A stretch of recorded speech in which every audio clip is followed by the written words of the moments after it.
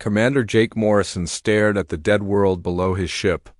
The planet looked like a graveyard from space, with strange buildings scattered across its surface like broken bones. His exploration vessel, U.S. Horizon, had traveled farther from Earth than any human ship before, following signals that made no sense to anyone back home. "Sir, the scans are showing something big down there," said Dr. Lisa Martinez from her station. She was the best at finding old things that dead aliens had left behind. Her fingers moved across the controls as she studied the readings. "These structures are not like anything we have seen before." Jake nodded and looked at his crew. They were all good people who had signed up to explore the unknown parts of space. Earth had sent them to find new worlds and maybe new friends among the stars. What they found on Kepler 442b was something much stranger. The landing party took a shuttle down to the surface. Jake led the team with Lisa and 3 other crew members. The air was thin but breathable, and the gravity felt almost like home. The buildings around them rose high into the gray sky, made from some kind of crystal that seemed to glow with its own light. "Commander, you need to see this," Lisa called from inside the largest structure. Her voice echoed in the empty halls as Jake and the others followed her deeper into the building. The walls were covered with symbols that seemed to move when nobody was looking directly at them. Lisa had found a room filled with floating crystal cubes. Each one was the size of a person's head and hummed with quiet energy. When she touched one, it came alive with light and began showing pictures in the air above it. The pictures told a story that made Jake's blood run cold. They showed beings of light who called themselves the Order of Stellar Knights. These knights had protected thousands of worlds across the galaxy from something dark and hungry that lived in the empty spaces between stars. The pictures showed great battles where the knights fought creatures made of living shadow that ate light itself. "This is impossible," whispered one of the crew members. "No one in the galaxy remembers any knights. The Altarians have records going back 50,000 years, and they never mention anything like this." Lisa touched another crystal, and more pictures appeared. These showed the final battle where the knights made a choice that Jake could barely understand. They had used their own life force to build a great seal around something terrible, something that wanted to eat all life in the galaxy. The seal had worked, but the price was that all memory of the knights would be erased from every mind in the galaxy. "They wiped themselves from history to save everyone," Lisa said quietly. "No wonder nobody remembers them." Jake was about to respond when something strange happened. The crystals began to react to him in a way they had not reacted to anyone else. When he stepped closer, they grew brighter, and the symbols on the walls began to make sense to his mind. He could read them now, and what they said made his heart race. The crystals were trying to tell him that humans were special. Their minds worked in a way that was like the knights of old. The crystals showed star maps with the locations of other night strongholds scattered across the galaxy, places that had been hidden and waiting for someone worthy to find them. "Sir, we have a problem," came the voice of Captain Ryan Bell from the shuttle radio. "There are ships approaching the system, and they do not look friendly." Jake looked up through the crystal ceiling and saw dark shapes moving against the stars. The ships were black as empty space and seemed to bend light around them. They had been watching and waiting, and now they knew the Knight's legacy was stirring. "Again, everyone back to the shuttle now," Jake ordered. "Lisa, grab as many of those crystals as you can carry." As they ran through the ancient halls, Jake felt something change inside him. The Knight technology was responding to him, showing him how to use weapons and tools that had been sleeping for thousands of years. He did not understand it, but he knew that humanity had just inherited something both wonderful and terrible. The shuttle raced back to the horizon as the dark ships closed in. Their weapons did not just destroy things, they made them disappear completely as if they had never existed at all. The crew barely made it back before Jake ordered the ship to jump to faster-than-light speed. As they fled the system, Jake stared at the crystal in his hands. It pulsed with warm light and whispered secrets about an ancient war that was not over. The galaxy had forgotten the Knights, but the enemy they had fought was still out there, waiting in the dark between stars. Humanity had just become the inheritors of a legacy they did not understand, guardians of a galaxy that did not remember why it needed protecting. Jake knew their lives had just changed forever, and he was not sure if that was a good thing or the beginning of the end for everything. Dr. Lisa Martinez worked day and night to unlock the secrets hidden in the crystal cores they had brought back from the dead world. The UES Horizon was racing toward Earth as fast as its engines could push it, but Lisa knew the dark ships were still out there somewhere, hunting for them.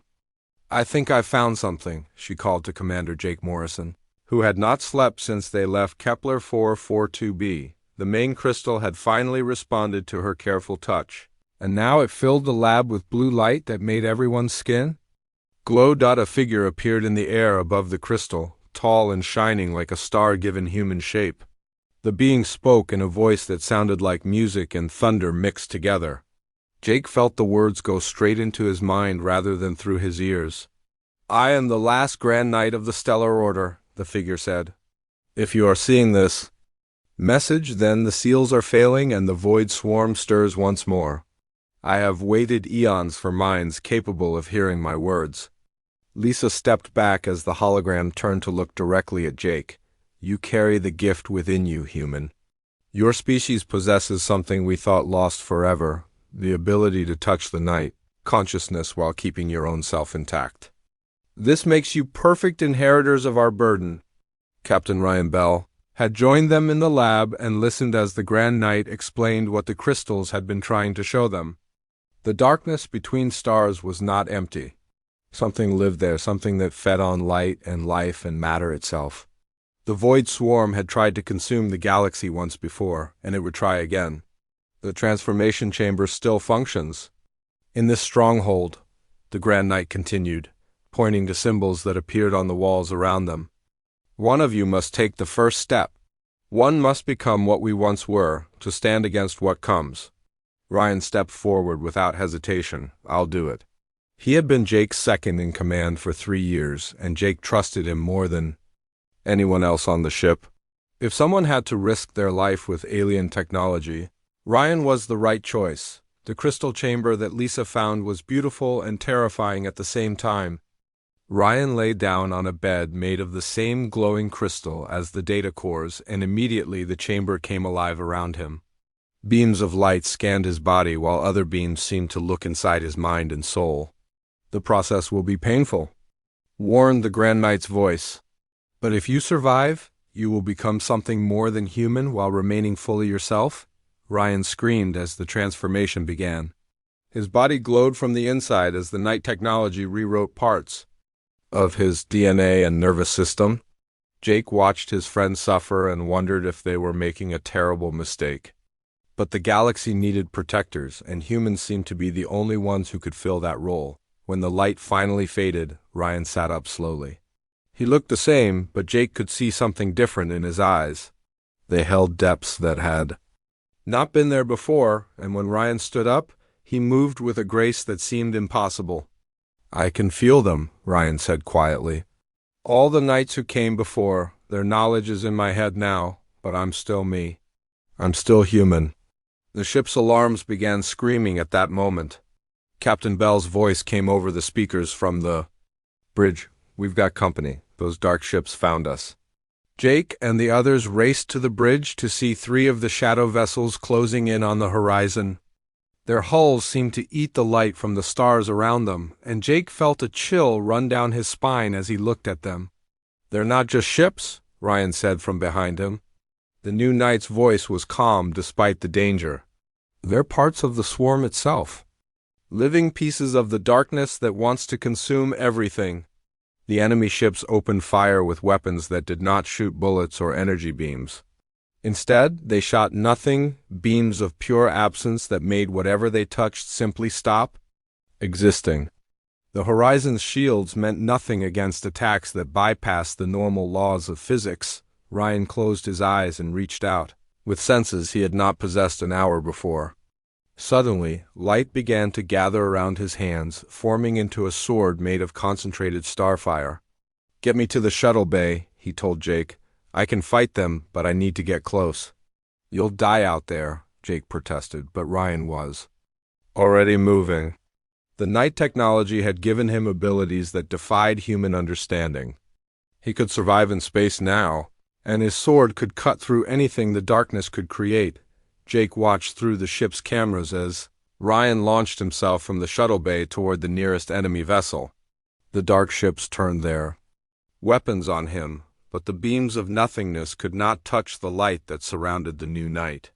Ryan's sword cut through the enemy hull like it was made of paper. The ship he attacked began to dissolve, its dark matter returning to the void between stars.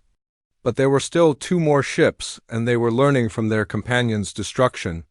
They changed their approach, trying to surround Ryan and overwhelm him with multiple attacks. Ryan fought like nothing Jake had ever seen. He moved through space as if gravity was just a suggestion, and his light sword left trails of fire wherever it passed. But Jake could see that his friend was getting tired. The night power was incredible, but it had limits. "We need to help him," Jake said, but there was nothing the Horizon could do. Their normal weapons would not even scratch the shadow ships. That was when Dr. Martinez made her discovery. "The crystals are responding to the battle," she called from the lab. "They're trying to show us something." Jake ran back to see the crystals, projecting new images. Star maps showing the locations of dozens of other night strongholds throughout the galaxy. Places where more transformation chambers waited, where more humans could become knights if they were brave enough to try. "We need an army," Jake realized. "One knight is not enough.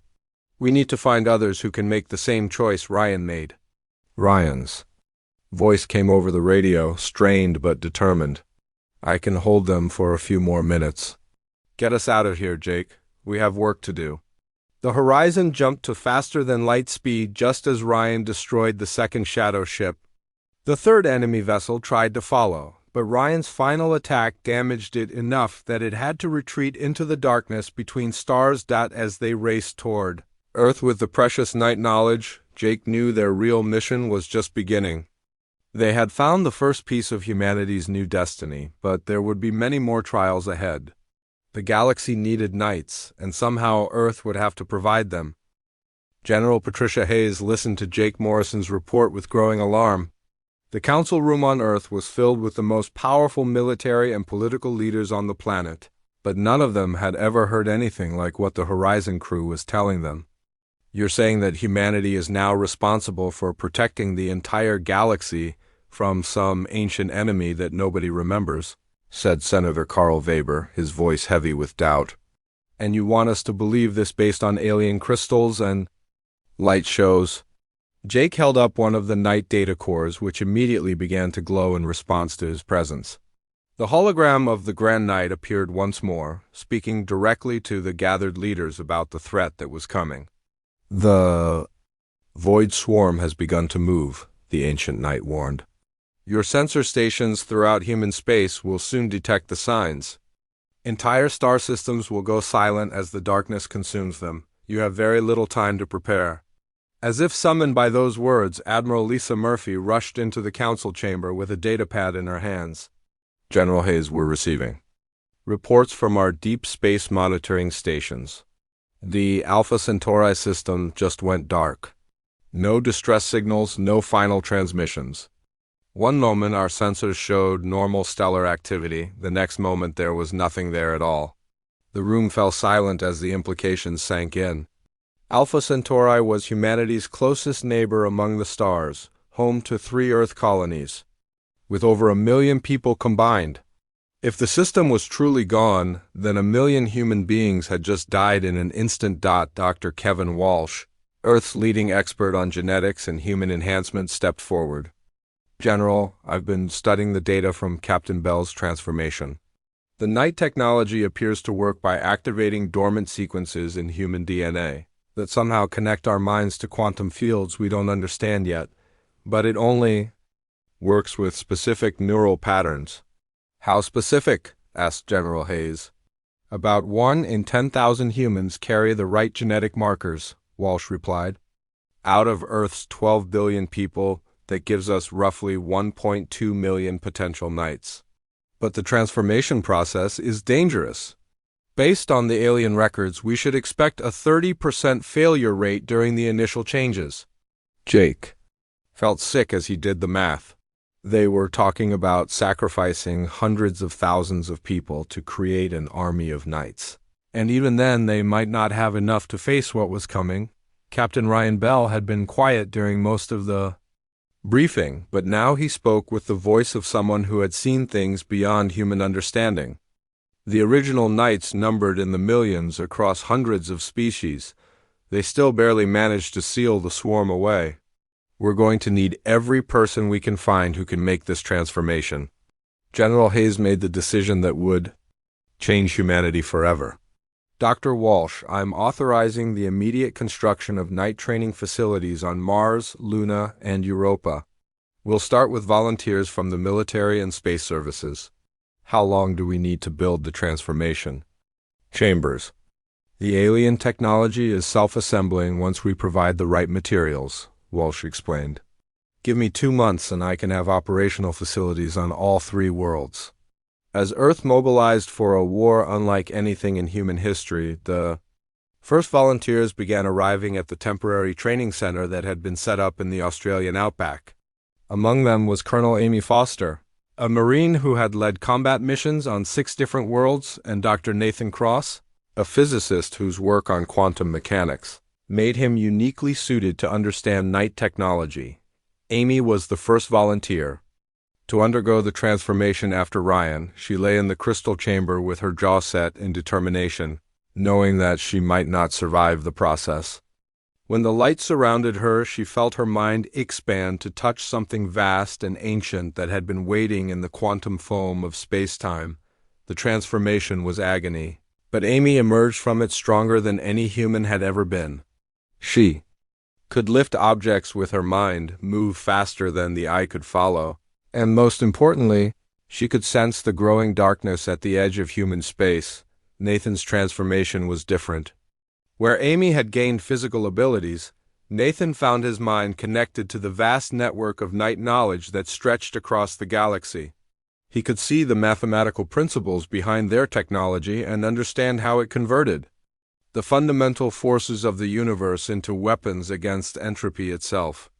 The knights weren't just warriors, Nathan explained to the gathered scientists after his change was complete. They were living representatives of order itself, able to channel the creative forces that built stars and planets against the destructive hunger of the void. As more humans underwent the transformation, disturbing reports continued to arrive from the galaxy's edge. The Tau Ceti system had gone silent, then Volf 359, then Procyon. Each loss represented millions of lives snuffed out in an instant, consumed by an enemy that treated matter and energy as nothing more than food. The other major powers of the galaxy finally began to take notice when the proud Altarian Empire lost an entire battle fleet to something their sensors couldn't even detect properly. The Centauri Federation sent ambassadors demanding that humanity share their knight technology, threatening economic sanctions if Earth refused to comply. Jake, now promoted to admiral in charge of the knight program, met with the alien ambassadors. In Geneva, the Altarian representative, a tall being with golden skin and 3 eyes, looked down at him with barely concealed contempt. "Your species has been in space for less than 2 centuries, the alien said. "You cannot seriously believe that you are better suited to wield this ancient technology than civilizations that have existed for millions of years." "Then why don't you try it?" Amy Foster suggested from where she stood guard behind Jake's chair. She had been promoted to Knight Commander, and her presence made the aliens visibly nervous. "We'll provide you with a transformation chamber and volunteers from your own people. Let's see what happens."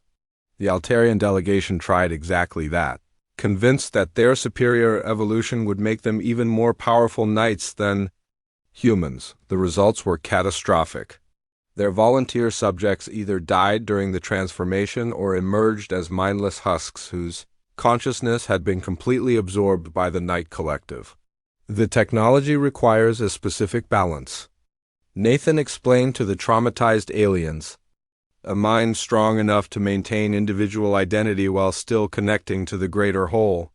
Humanity seems to be the only species in the galaxy that can achieve this balance. As the Altarians and Centaurans retreated to consider this development, more dark ships appeared at the edges of human space. They were testing the defenses, probing for weaknesses before the main assault began. The newly trained knights fought them off, but each battle revealed how outnumbered they truly were. The enemy was not just a fleet of ships. It was a force of nature itself, entropy given form and purpose. Against such an opponent, even the knights of old had only managed to achieve a temporary victory. Jake stared at the strategic displays, showing the advancing darkness, and wondered if humanity was strong enough to succeed where millions of ancient knights had ultimately failed. The galaxy was vast, but the hunger that lived in the spaces between stars was infinite. Knight Commander Amy Foster led her squad of 12 newly trained knights through the asteroid field surrounding Tau Ceti. The system's stars still burned bright, but the planets were gone, consumed by the void swarm 3 weeks earlier. Now the darkness had returned in force, and this time humanity was ready to fight back. The enemy ships emerged from the shadow between asteroids like nightmares made real. They were not built so much as grown, their hulls seeming to shift and flow as they moved. Amy could feel the wrongness radiating from them through her night senses, a hunger so deep it made reality itself feel sick. "Remember your training," she told her squad over their mental link. The night consciousness allowed them to share thoughts and coordinate perfectly during battle. These things feed on matter and energy. Our weapons draw power from the forces that create matter and energy. We are everything they hate. Night. Peter Jackson was the first to engage, his light sword carving through a creature that looked like a living shadow with too many teeth. Where his blade touched the thing, it burned with stellar fire that made the creature scream in frequencies that hurt to hear. Dr. Nathan Cross had discovered that the void creatures existed partially outside normal space-time, which explained why conventional weapons could not hurt them. But the night abilities drew power from the same quantum foundations that held reality together. Against such weapons, the creatures of entropy had no defense.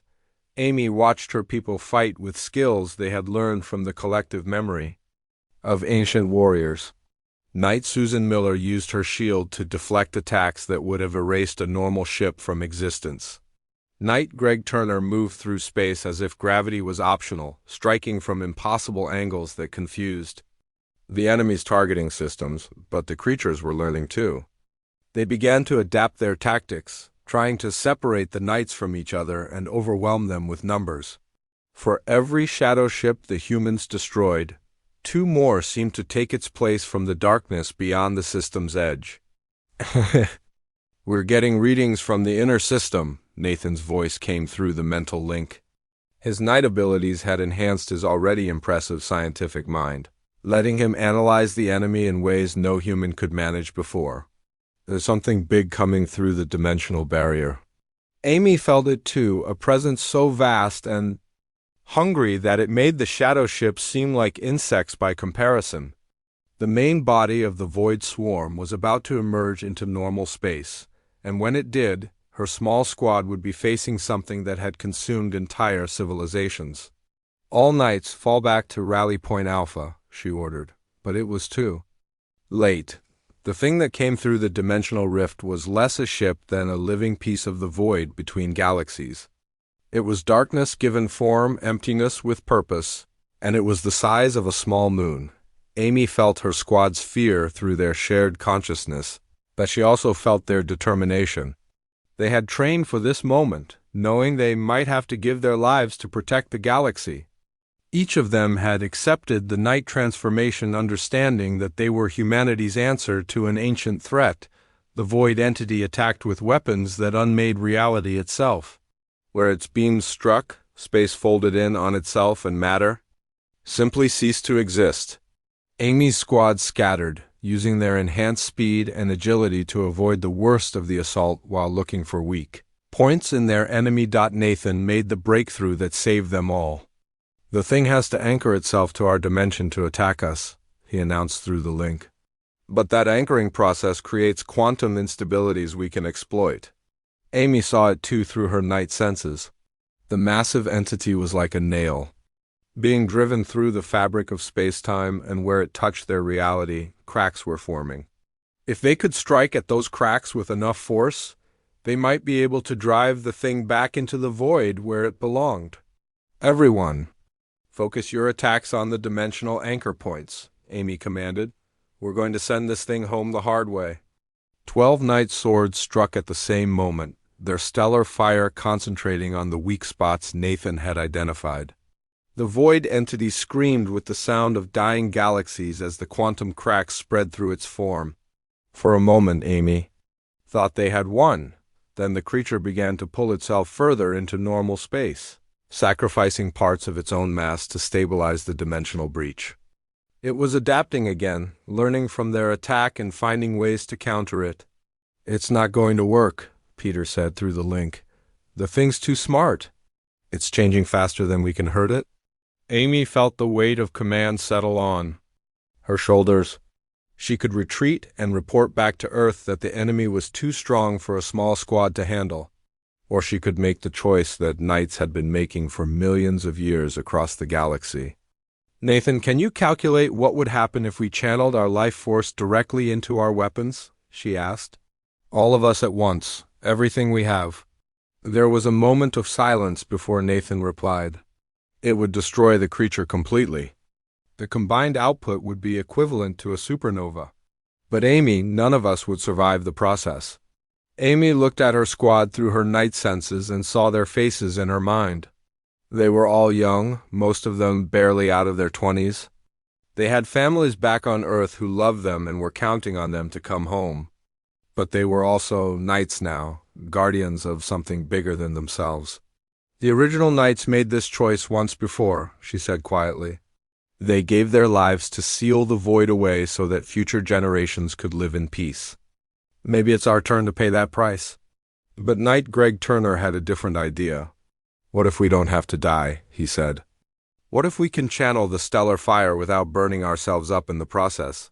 The ancient knights thought they had to sacrifice themselves because they didn't understand what they were really doing. Nathan's enhanced mind worked through. The quantum mathematics at superhuman speed? He might be right. The Knight transformation doesn't just give us access to stellar energy. It makes us part of it. Instead of burning ourselves up, we could become part of the creative forces we're channeling. Amy felt hope flicker in her chest. Explain that in words the rest of us can understand. Instead of dying to power our weapons, we could evolve into something that can exist as both human consciousness and stellar energy at the same time, Nathan said. It's never been tried before, but the theoretical foundation is sound. The void entity was almost fully manifest in their dimension now, its hunger reaching out toward the inner planets where billions of people lived. Amy made her decision knowing that she might be dooming her squad or saving them all. Everyone link your consciousness with mine, she ordered. We're going to try something that's either going to make us into gods or kill us all.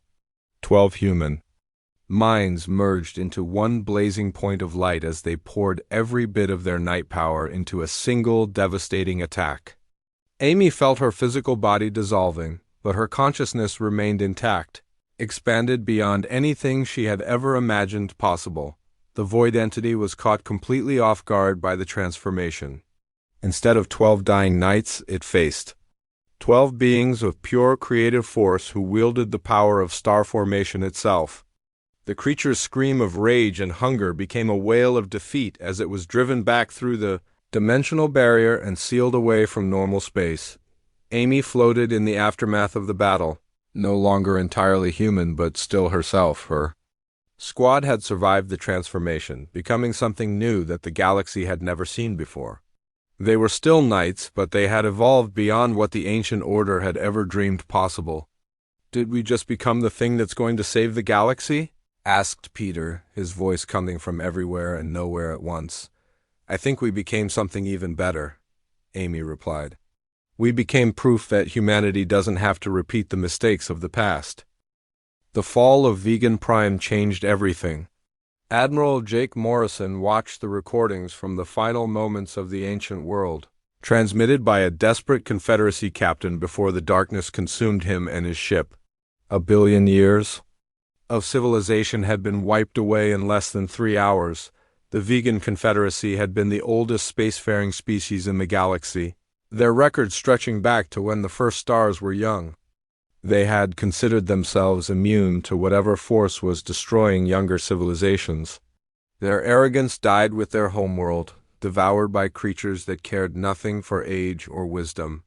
"How many people lived on that world?" asked General Patricia Hayes as she stared at the tactical display, showing nothing but empty space where Vegan Prime had once orbited its star. 47 billion, replied Dr. Nathan Cross, his evolved night consciousness processing data faster than any computer. Gone in an instant, along with libraries containing the history of half the galaxy. The emergency session of the Galactic Defense Alliance was held on Earth, in the same council chamber where humanity had first learned of their night inheritance. Representatives from 12 major species sat around the table, their earlier arrogance replaced by desperate fear. Ambassador Zarel of the Altarian Empire looked smaller than he had during their first meeting months ago. His golden skin had lost its luster, and his 3 eyes darted nervously toward every shadow in the room. Humanity must share the night technology immediately, he demanded. Our scientists have been working on modifications that might allow our people to survive the transformation. Knight General Amy Foster materialized next to Jake's chair, her form shifting between solid matter and stellar energy as she spoke. "We tried that already, Ambassador. Your volunteers died. The night power requires a very specific type of consciousness that only humans seem to possess." "Then train more humans," insisted Representative Kala of the Centauri Federation. Her crystalline form chimed with anxiety as she spoke. "Conscript them if necessary. The galaxy needs millions of knights, not the few thousand you have created so far." Jake felt his temper rise at the suggestion that humanity should sacrifice its children for species that had spent decades looking down on Earth as a backward world. But before he could respond, Dr. Lisa Martinez entered the chamber carrying one of the ancient night data cores. "I've made a discovery that changes our understanding of the entire situation," she announced, activating the crystal. The hologram that appeared was not the familiar Grand Knight, but something even older. This being looked tired in a way that spoke of eons spent fighting an impossible battle. "I am the first Grand Knight," the ancient figure said. "The one who began the cycle that has repeated across millions of years. I speak to you now from the moment before my order's final sacrifice, knowing that others will eventually face the same choice we did." The hologram gestured and images appeared showing the galaxy as it had been millions of years ago. Different species, different civilizations, but the same pattern. The void swarm would emerge from the darkness between dimensions, a young species. Would develop night abilities, they would sacrifice themselves to renew the seals, and the cycle would begin again. "We were not the first knights," the ancient being continued. "Nor were those who came before us. This burden has fallen on dozens of species throughout galactic history. Each time, the chosen people give their lives to maintain the barriers that keep the void from consuming everything." Ambassador Zarel's eyes widened as the implications sank in. "You're saying that humanity is just the latest in a long line of sacrificial species?" "That was the pattern," agreed the first Grand Knight. "Until now, your knights have done something we never considered possible. Instead of dying to power the seals, they have evolved beyond physical existence while retaining their individual consciousness. This breaks the cycle that has trapped the galaxy for eons." Jake felt a chill run down his spine. "What happens when we break the cycle?" "Unknown," the hologram admitted. "We built the seal system assuming that each generation of knights would eventually sacrifice themselves to maintain it. If your people have found a way to evolve instead of dying, then perhaps a permanent solution is finally possible." Dr. Nathan Cross stepped forward, his enhanced mind already working through the theoretical implications. "The original seal isn't just a barrier. It's part of a larger construct built around the galactic core, something designed to channel the creative forces of the central black hole itself. The ancient Grand Knight nodded slowly. A weapon that was never completed. We began construction but lacked the knowledge to finish it. Perhaps your evolved knights possess the understanding we never achieved. Amy Foster felt the attention of every person in the room focus on her. As the first human to successfully evolve beyond the traditional knight sacrifice, she had become humanity's representative to powers she barely understood. What would this weapon do? She asked. Transform. The void swarm from destroyers into creators, the ancient knight replied. Instead of consuming matter and energy, they would become builders of new stars and worlds. The hunger that drives them would be redirected toward creation instead of destruction. The alien representatives began talking all at once, their voices mixing into a chaos of languages and emotions. Some species wanted to immediately commit all their resources to completing the ancient weapon. Others argued for traditional defensive measures. A few suggested abandoning the outer systems and retreating to fortress worlds. Deep in the galaxy's core. Jake stood up and his voice cut through the noise. This is humanity's burden now. We didn't ask for it, but we're the ones who can bear it. The rest of you can help us or get out of our way, but you don't get to dictate how we handle this responsibility. General Hayes nodded her agreement. Earth will provide the knights needed to complete whatever this weapon is. But we do this our way, with our people making the choices about their own lives. Over the following weeks, as the Void Swarm continued to advance through the outer systems, humanity mobilized like never before. Every person with the genetic markers for knight transformation was given the choice to volunteer. Most said yes, understanding that they might be the galaxy's last hope. The training facilities on Mars, Luna, and Europa worked around the clock to transform volunteers into knights. Each new warrior added their strength to the growing network of consciousness that connected all of humanity's defenders. Knight Captain Peter Jackson led a scouting mission to the galactic core, seeking the incomplete weapon the ancient knights had begun building. What they found there defied human understanding.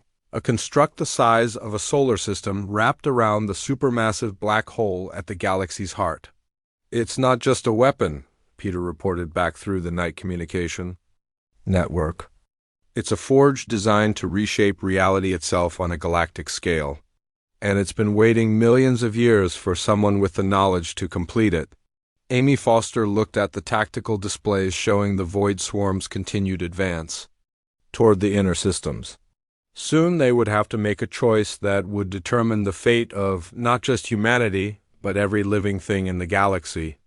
How long do we have before the enemy reaches the core worlds? She asked. 6 months, Nathan replied grimly.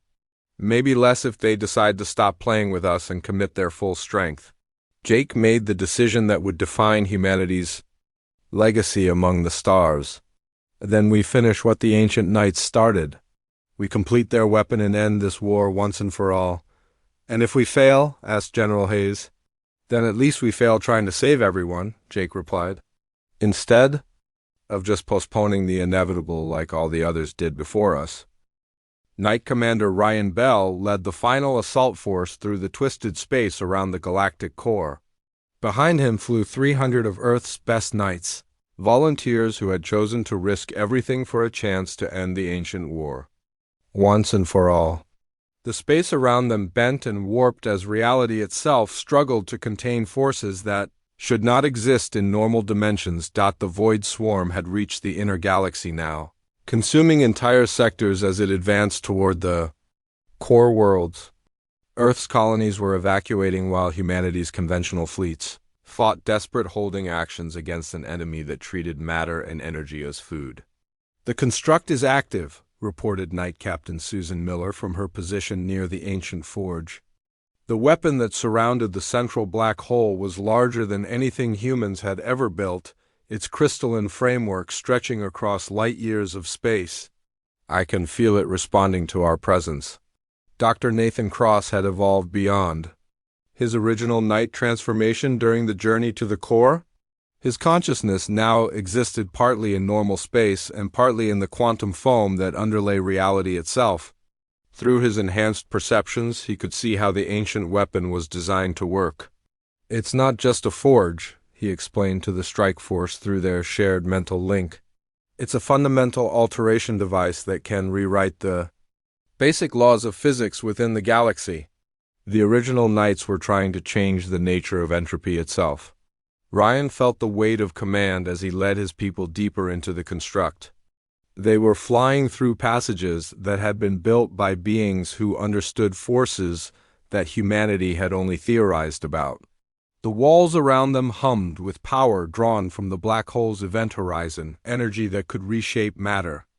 At the subatomic level, Admiral Jake Morrison's voice reached them from the command ship orbiting at a safe distance.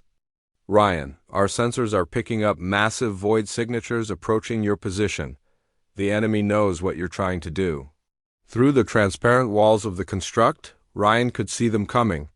Ships made of living darkness that bent, space around them as they moved, creatures of pure entropy that existed to unmake everything the universe had built. But there were more of them than anyone had expected, a fleet so vast it blotted out the stars. They've been saving their strength for this moment, Amy Foster realized as she joined the mental conversation from her position, defending the outer approaches. Everything we've fought so far was just a distraction. This is their real army. Knight General. Amy Foster had brought every available knight to defend the galactic core. But even their evolved abilities might not be enough against the full strength of the Void Swarm. The enemy fleet numbered in the millions. Each ship crewed by creatures that fed on the basic forces holding atoms together. Ryan reached the heart of the ancient forge and found something that took his breath away. The central chamber was filled with the preserved consciousness of every knight who had ever lived, their individual identities somehow maintained within a crystalline matrix that pulsed with stellar fire. "Welcome, Inheritor," spoke a voice that seemed to come from all of them at once. "We have waited eons for minds capable of completing what we began." The Ghost Knights explained what had really happened during the final battle millions of years ago. They had not simply died to power the seals. They had transferred their consciousness into the forge itself, becoming part of the weapon they were trying to create. But without physical anchors in normal space, they lacked the ability to make the final connections. "You must choose," the ancient voices said. "Complete the weapon and save the galaxy, but know that doing so will change you beyond recognition. You will become something new, something that has never existed before." Ryan looked at his strike force and saw their faces through the night link. They were scared, but they were also determined. They had come this far knowing they might not survive, and now they faced a choice that would transform them into something beyond human understanding. "What exactly will happen to us?" asked Knight Peter Jackson. Nathan's evolved consciousness provided the answer after analyzing the forges. "Quantum foundations will become living embodiments of the creative force itself. Our individual identities will remain, but will exist as beings of pure energy capable of reshaping reality through will alone." The Void Fleet had reached the construct now and was beginning its assault. Their weapons tore through the ancient crystalline framework, trying to destroy the forge before it could be activated. Amy Foster led her defenders in a desperate battle to buy Ryan's team the time they needed. "The weapon is almost ready," Ryan announced as he and his people began linking their consciousness with the ancient forge. "But we need to channel our evolution through the entire network of knights simultaneously." Jake Morrison made the hardest decision of his military career. All knights prepare for final evolution protocol. Every human knight in the galaxy, link your consciousness with the core team now. Across human space, 10,000 knights stopped what they were doing and opened their minds to the collective consciousness. From Earth to the outer colonies, from hidden strongholds to active battlefields, humanity's defenders became part of something greater than the sum of their parts. Ryan felt their combined will flow through him as he activated the ancient weapon. The forge drew power from the galactic core itself, channeling the creative energy of stellar formation against the destructive hunger of the void, but instead of simply destroying the enemy, the weapon began to transform them. The creatures of living darkness screamed as their essential nature changed. Their hunger for destruction became a need to create. Their desire to consume became an urge to build new stars and worlds. The Void Swarm was not destroyed, it was reborn as something that would help the galaxy grow instead of devouring it. Ryan and his strike force felt themselves changing too. Their physical bodies dissolved into pure energy, but their consciousness remained intact and expanded beyond anything they had imagined possible. They could feel the thoughts of every living being in the galaxy, understand the quantum processes that governed reality and shape matter and energy through will alone. Did it work? Amy Foster asked, her own transformation complete. She existed now as both human thought and stellar fire, individual but also part of something infinite. The answer came from across the galaxy as reports flooded in from every system. The void ships were no longer attacking but instead were beginning to build. They created new stars where old ones had died, shaped worlds where empty space had been, and filled the darkness between systems with gardens of light. Jake Morrison, now evolved beyond his physical form but still recognizably himself, looked out across the galaxy with senses that could perceive dimensions beyond normal spacetime. We didn't just defeat the enemy, we gave them a new purpose. The galaxy would never be the same. Humanity had inherited the role of guardians, but they had transformed it into something unprecedented. Instead of dying to maintain an ancient seal, they had become living forces of creation capable of existing anywhere in the universe. The stars had forgotten the nights, but they would never forget what humanity had given them, the promise that creation would always triumph over destruction, that life would find a way to flourish even in the deepest darkness. Commander Ryan Bell, now a being of energy and will who could travel between stars at the speed of thought, felt the satisfaction of a job well done. The cycle was broken, the galaxy was safe, and humanity had become something wonderful and strange and new. The nights were truly restored, but they were no longer bound by the limitations that had doomed their predecessors. They were eternal, guardians of light in a universe that would never again face the darkness alone.